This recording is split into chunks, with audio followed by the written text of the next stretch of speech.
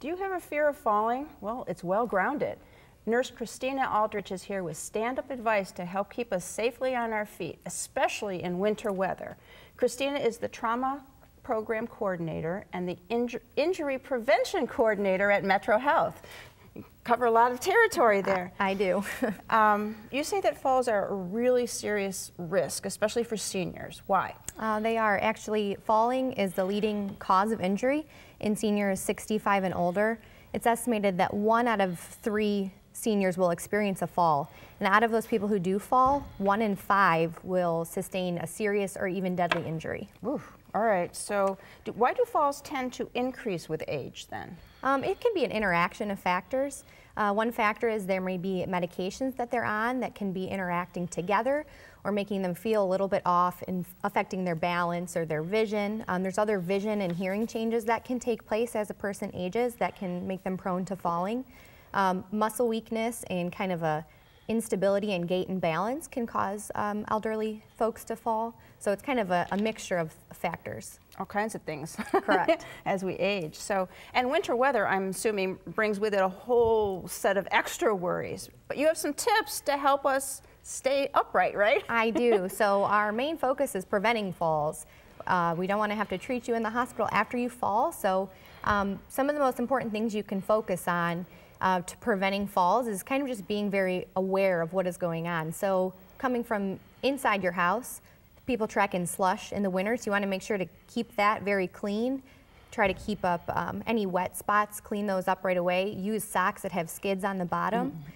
When you go to leave the house, you want to wear hard rubber-soled shoes that'll give you some traction, and there's even some things you can buy to put over your shoes, like these right here, that strap over the bottom of your shoes and act almost like chains on a tire. Oh, excellent. And those will give you more stability when you walk outside in the snow and the ice. All right, so having someone or something to kind of lean on too is helpful, right?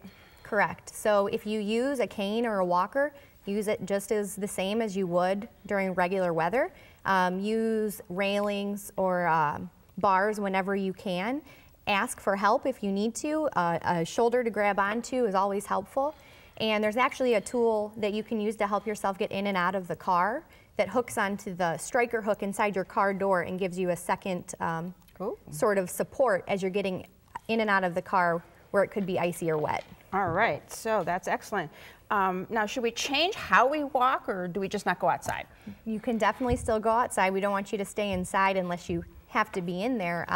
So there's just special precautions to take. Go slow, allow yourself some extra time, be aware of your surroundings, look for things like ice, wet leaves, black ice especially, any kind of slush. It's best to kind of change your balance a little bit, kind of bend your knees and get yourself a little lower to the ground. A lower center of gravity gives you a little bit more balance, and kind of walk slowly as you go through the ice and the snow, just maintaining that center of balance. Okay, any other quick advice? I would just say be your own advocate, and if you live in a place where someone should be cleaning up or putting down salt or shoveling the snow, make sure that they are doing that.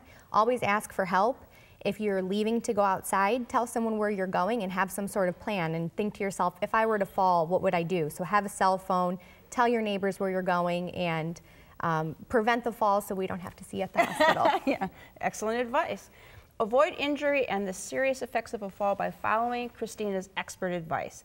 Then you'll weather the slippery season safely. My thanks to Christina for joining us today. To learn more, call MetroHealth at 216-778-7800 or visit their website, www.metrohealth.org. Next,